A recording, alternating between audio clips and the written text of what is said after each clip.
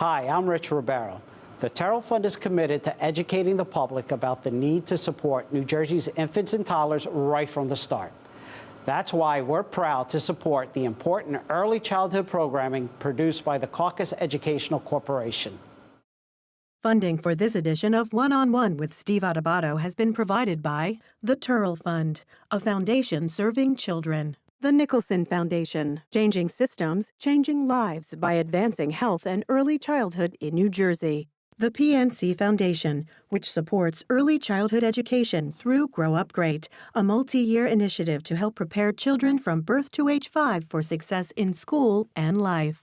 RWJ Barnabas Health, the New Jersey Education Association, the Northward Center, and by NJ Best, New Jersey's 529 College Savings Plan. Turn a dream into a degree. This is One-on-One. I'm an equal American just like you are. The jobs of tomorrow are not the jobs of yesterday. Look at this. You got this? Here it is, man. Look at that. Life without dance is boring. I don't care how good you are or how good you think you are, there is always something to learn. Do you enjoy talking politics? No. People call me because they feel nobody's paying attention. Our culture, I don't think, has ever been tested the way it's being tested right now. That's a good question. High five.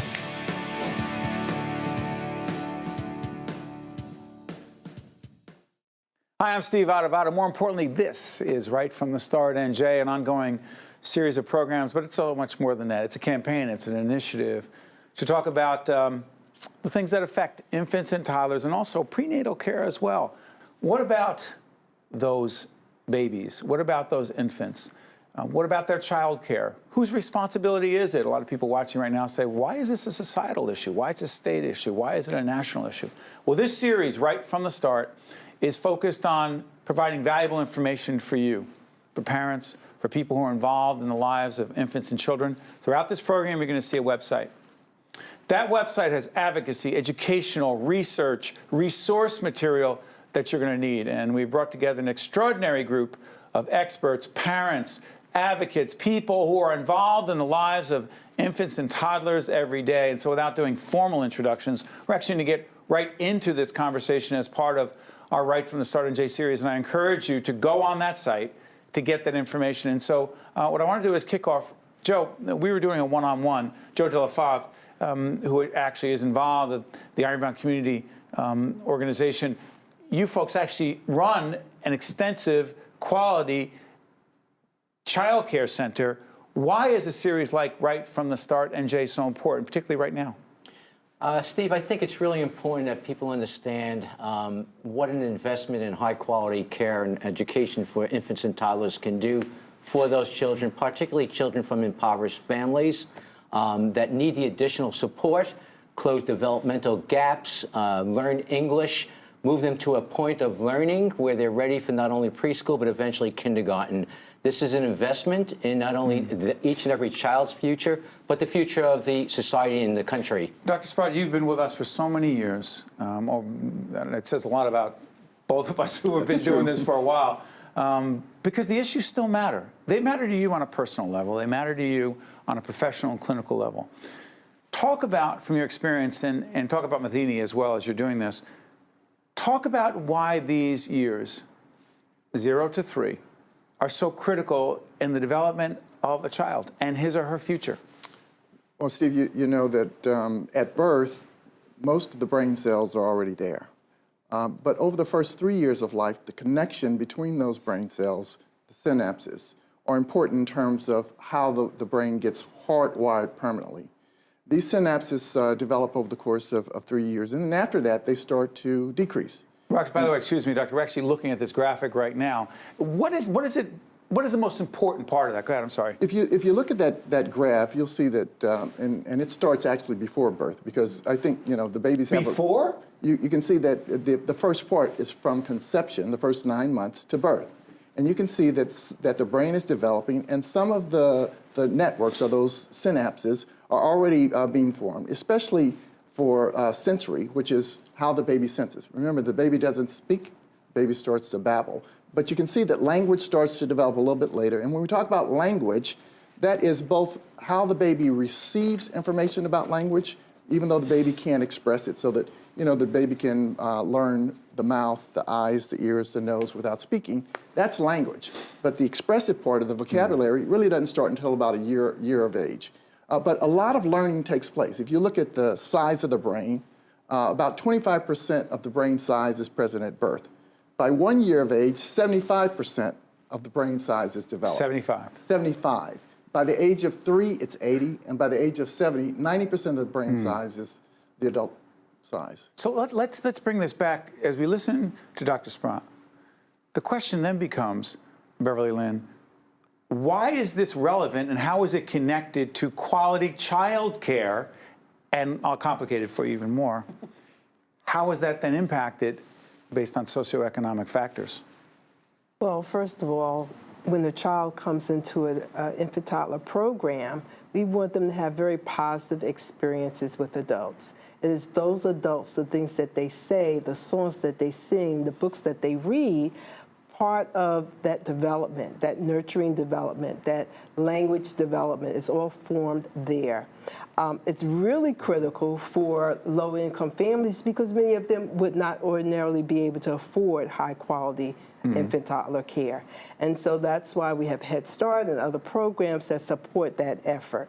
But every parent needs to be aware of this because every child has the same development stages. And because of that, we want every parent to know right from the start that those are critical years and what happens from birth to 3 will actually be lasting.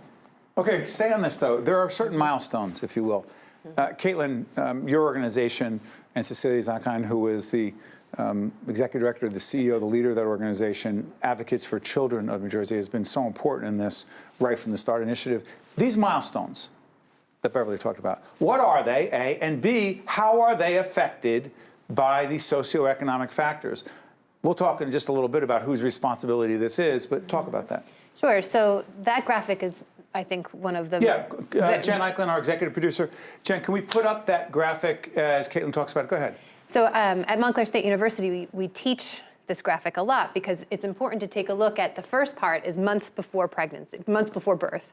Then the second part is actually the first year of life. So what that's saying is that in that first year of life, through relationships, through the relationships with caregivers, that's how that brain is built. So everybody comes to birth with a potentiality for connection. Every child with a potentiality for connection. But it's through relationships that actually connects, that those synapses, neurons grow through the responsive, sensitive caregiving that they're with whomever is caregiving. By the way, go back again. By the way, the Advocates for Children in New Jersey, go on our site. When I was mentioning Cecile Zakhan, go on our site because Cecilia and her team have contributed greatly to the information there. But at Montclair State, it's important for people to understand who are watching right from the start, NJ, how everyone is involved in this. What kind of research is going on at Montclair State as it relates to infants and toddlers? Sure. So I work at the Center for Autism and Early Childhood Mental Health at Montclair State University, where we focus on both helping professionals, pre-service and professionals who are working with infants, toddlers, and young children, learn some of the new science that's happening so that they have a better ability and a better awareness to form these relationships, which we know are so crucial for development.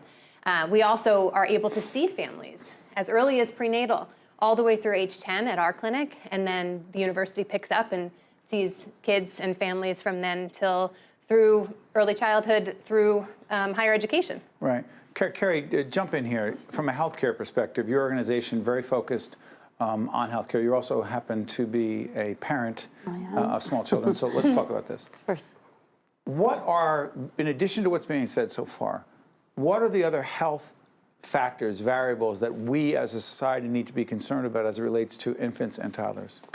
So we know so much more now about brain development than we did years ago. And these critical 0 or prenatal through 3 period optimizes healthy brain development, the synapses we've talked about. We also have a better understanding of the interplay between the brain and the other body systems, For example? So our immune system, our inflammatory response. So the things that we're talking about are both protective factors, so we want to optimize environments where children can thrive and reach their potential. We also want to mitigate risk factors, things like chronic and toxic stress, that will inhibit and create long-term negative consequences, not only on brain development, but on body development and lifelong health functioning. Jennifer, jump in here. What have we missed so far in terms of establishing the framework, the ground level, if you will, of why these issues are so important as it relates to right from the start? I think part of the framework is the people who are caring for these young children. Caregivers. So, caregivers. Who are they, and why do they matter so much?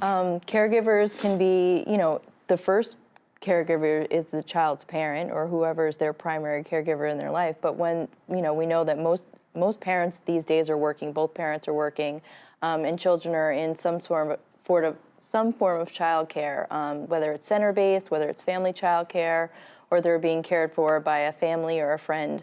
But we need to make sure that these caregivers know all this stuff. The people around this table, we know about this brain development stuff, but your average caregiver doesn't know that yet. Why do they need to know that? Because they need to know that how important it is and how it's going to affect children's readiness for school, readiness for preschool and kindergarten, and how important the relationships are they have with the children. And they're the ones who are with them for a large period of the day, and so they have to talk to them and read and talk and have that important relationship. Stay on that. Bonnie, I'm going to ask you to, I'm going to have Joanna come in just a second as not just one of the top producers on our team, but also an on-camera personality that folks who recognize in public broadcasting and FIOS in just a minute, because she has, I'm sure, not just questions, but just what you're saying about parents developmentally. How do they even know where their child is developmentally? But jump in here because the Head Start piece is huge. Go ahead. Yes, and that's where early Head Start and Head Start. Explain again. Not everyone knows. Sure. Was it 1965? 1965 was when Head Start developed as a summer program for low-income children, comprehensive services, everything from nutrition and health to education. And then in 1995, it expanded to Early Head Start, which serves pregnant women through age 3. And what's key to Early Head Start and Head Start, and is key to any good early childhood program, is involving parents, because parents don't always know what the developmental milestones are. They don't know when a first word might be appropriate. They may not know when a child should be walking. They may not know about a child rolling over. And a care provider who is well trained in these areas not only will have some knowledge of this so that they can support the development, but they're trained in doing developmental screenings, and then can share with the parent, here's what's going on with your child, and here's the things that we want to focus on to support your child. Well said. By the way, when we come back from this break, I see you want to get back in, Carrie, but I want to get Joanna in here because there are a range of parents who are watching right now who do wonder, as they're watching right from the start, NJ, well, how do I know? How do I know where my child is supposed to be? And what do I do? How do I advocate for my child if I think things aren't where they need to be? This is right from the start, NJ. It is not just for parents. It's for everyone who cares about infants and toddlers, and can't imagine who's not included in that. We'll be right back. To watch more One-on-One with Steve Adubato, find us online and follow us on social media. Welcome back to Right from the Start, NJ. I'm Steve Adubato. This is, as I told you before, a series that is important for everyone who cares about infants and children, babies, toddlers, if you will. And I want to pick up the conversation with Joanna Gagas, who's the host of Life and Living, and also the head of programming at the Caucus Educational Corporation, our production company. You have 2 children. Yes. Ages? 2 and 4. 4-year-old is our daughter, Juliana. 2-year-old is our son, Nicholas. And you were talking off camera, excuse me, a little bit about their development and how they're different.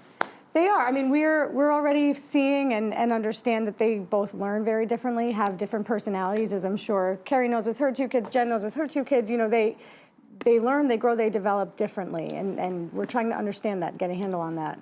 Okay, so let's talk about childcare for you, because one of the things I was thinking about is, and I've said this in other forums that I've been with some folks, is that we have 4 children. Our daughter Olivia happens to be with us today. She's 7, but all of our kids have had quality early childcare, and I see, while they're all different, they have benefited greatly. But we are very fortunate. We have been able to do that financially.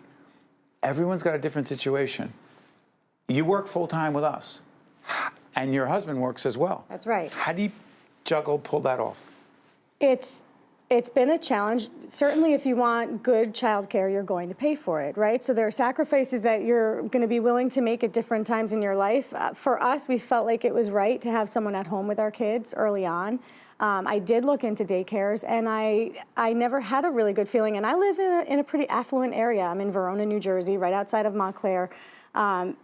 You know, to find a really good place where I felt good dropping off. What were you looking for? I was looking for a daycare that would give my kids the same kind of care that I would give them if I weren't there. And when you're holding a little infant and you think about bringing them to a place and dropping them off where there are other babies, it's a nerve-wracking feeling as a mom, as a first-time mom. So we made the decision to have someone in our house to care for our kids. But it's funny because we're entering a different phase. My kids are toddlers now, and we're considering making a change because we're happy with the care that they've gotten in the home, but we also want to see them develop and grow and stimulated in a different way, interacting with peers. You have decisions to make. We do. We're actually in the process of that right now. As we do this program. As we do this program. Joanna's not alone in this, is she? Jump in here. No, she's not alone. Talk about it, Beverly. You know, there are many families that can't afford the high quality that perhaps Joanna can. And so one option for them is to apply By the way, for... she works in public television. I want to clarify. You're talking about what she can and can't afford, but go ahead. One opportunity they may have is to apply for a child care subsidy here in New Jersey. Break that down. We always hear this term child care subsidy. What is it and why does it matter? It matters because it's what helps parents to get to work, quite frankly. There's resources available for working parents. They must be working or in school to qualify, and they have to meet certain eligibility criteria in terms of how much they're earning. But if they're eligible, they can take that subsidy to a local child care program, right, and that will pay a portion of their child care costs. Is it enough? It is not enough. Let's break New Jersey down as opposed to other places. Anyone know what it is in New Jersey? For an infant, it's $162 a week. $162 a week. Isn't that depend upon where you are on the economic scale? Well, the state rate is a flat reimbursement That's it, rate. $162 a week. No more, no less. However, there's a parent copay that's also a part of that $162, and that's based on the parent or the family income and the family size. So let's compare this to some other states. What do we got here? Compare New York, New Jersey, Pennsylvania. Anyone got any information on this? Bonnie? Pennsylvania, they reimburse at around $960 for the month, so over $200 a week. New York is somewhere in the $1,200 to $1,400 a month. And as I've explored child care centers in more affluent areas in New Jersey, they're charging about $1,200 a month or more for infant toddler care. $1,200 or more. So how are families dealing with that? How are families dealing with that? I know everyone, well, I promise everyone will have a chance. Yeah. But this is a three-part series, so everyone will have an opportunity. And stay with us the whole way right from the start. Go ahead. One of the issues is that the number of slots that are available is grossly inadequate for the number of folks that are trying to get it. So, and it's dwindling. And so the default is, you know, family daycare, or you get someone that's not licensed that's caring for children. It's not regulated. What's the downside of that, doctor? There's no standardization of care. You don't have the caregivers that are familiar with developmental milestones. And remember, we talked about this critical period of time within the first 2 years of life. It's important that you understand if your child isn't doing well. And so how do you know? So, well, that's part of the problem. You know, when we do these developmental screenings, it looks at 4 different areas. The gross motor, which is turning over and things like that. Fine motor, speech, and social adaptive. And if you think what's the last one? Social adaptive, how children interact socially. And if you think about the way that it works with the pediatrician, and there was a slide that talked about developmental screening. Set it up because we'll put it up, doctor. You know how we work here, so go ahead. But when you see it, talk it up. Jen, go ahead, put it up, and Dr. Sprott will break it down. So what has evolved over time is that physicians, pediatricians included, are on the clock. There's a certain amount of time that you devote for a well visit, and a smaller amount of time if it's a sick visit. Break that down. And so if you look at the developmental screening issues in here, New Jersey's what, 45th? 45th out of 51. Does that include the District of Columbia? And so you're talking about the majority of kids probably that aren't getting developmental screenings. And if you think about it, when you're talking about routine visits, normal visits, after the baby is born, most pediatricians see the baby at 1 week, and then maybe 1 month, Right. and then 2 months, 4 months, 6 months, 9 months, a year. After that, it's 18 months, 2 years, and so the front-loaded visits where developmental milestones are not so great. The kid's not doing very much. Remember, they don't say their first word until a year, and after that, they don't get seen that often. And so when they come for a developmental screen, there are gaps in time, and the pediatrician usually is spending a short amount of time and asking the parent historically what's going on. And the parent may not be aware enough to answer the questions. Now, if you take a child that has developmental delays, if you pick up that developmental delay too late, and it may be obvious if you have someone that has gross delays. Say it's not that obvious. Because it's not that obvious. Very, very often it's missed, and you don't get the intervention in a timely enough way to deal with those synapses that are important, because at a certain point, the brain is somewhat plastic and can make adaptations. Like that's it. If the interventions are made. But if the child is picked up by the time that they're 4 or 5. Oh, you're saying that's when it's too late, potentially. It may be too late for many things. Okay, stay on that. There's a child care issue, excuse me, there's an issue here in my head about child care workers. If the parents are not getting asked by physicians, if the parents are not engaged by physicians, if there are not enough screenings, how the heck is a child care worker, and Joe, your organization, as we said before, at Ironbound, you have quality child care workers. How would a child care professional pick up on what the doctor was just laying out if a parent's not going to see it? Well, teachers are well trained, and they're trained in providing the screenings and their support staff. Yours are.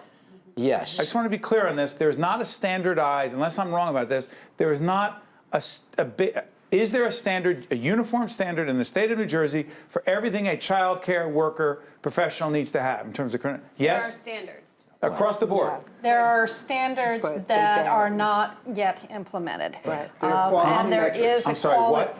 There are standards that are not necessarily implemented across the board. Well, then, as I come back to Joe, how does a parent know whether those standards are being implemented, met, however you want to describe it? How does one know that, Joe? Well, there are various accreditations for centers, a new rating system in the state. Grow New Jersey Grow Kids New By the way, Jersey. grow on our site. Go on our right from the start, NJ. And what's it called again, Joe? Grow NJ Kids. Grow NJ Kids. Jen, make sure that's there. Go ahead. Yeah, so parents can look those up and or ask at the center for ratings, for accreditations, et cetera. So if you're nationally accredited from, say, NACE, National Association for the Education of Young Children, right, there's a standard that you have reached in order to get that accreditation, which gives you quality. But I'm sorry for interrupting, Joe. Go back to the question of how these professionals would pick up the developmental delays, if I can call it that again. I'll come to you, Jen. How would we know? So there's a I'll come to you, baseline Jen. established in Head Start, early Head Start centers. Children are seen within the first 45 days. They're screened completely, so there are baselines that are there. And from there, you can continue to measure growth through ongoing screenings. Not only are teachers in the classroom trained, but you also have support staff as well, social workers, health and disability coordinators, and the like, who can also come in and do the screenings and assist the teachers. But as was said before, there are not enough slots, if I can say it that way, Doctor. Mm-hmm. There are not enough opportunities for children, infants and toddlers to be placed in the kind of quality child care centers that would potentially pick this up. Jen, do I have this wrong? Yeah, no, you're right. I was going to go off of, too, what Joe said about programs that offer ongoing assessment of children. But even programs that receive subsidy, that's not a requirement. You know, the programs receive a subsidy through the state, but the state doesn't say that you have to do all these things. There's basic licensing standards, but basic licensing standards is basic safety. It's not, it doesn't have caregivers learn how to do ongoing assessment of children. In programs like Early Head Start, part of the requirement is to do, like what Joe said, but throughout the time they're with us, they get, you know, the caregivers are always looking at children of how they're developing. They're taking anecdotal records, and then they're doing like quarterly assessments of these children. But respectfully, Jen, sorry for interrupting. You are painting a very positive picture right now about what happens. Let me tell you where I want to go, and I hope the group wants to go there in part 2 of Right from the Start, NJ, is the question of what is the state's responsibility? What is the government's responsibility?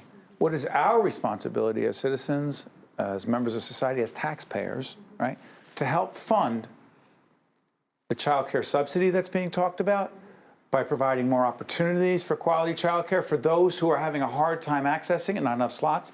There is so much more to talk about on this series. Carrie, I promise I'm coming right back to you.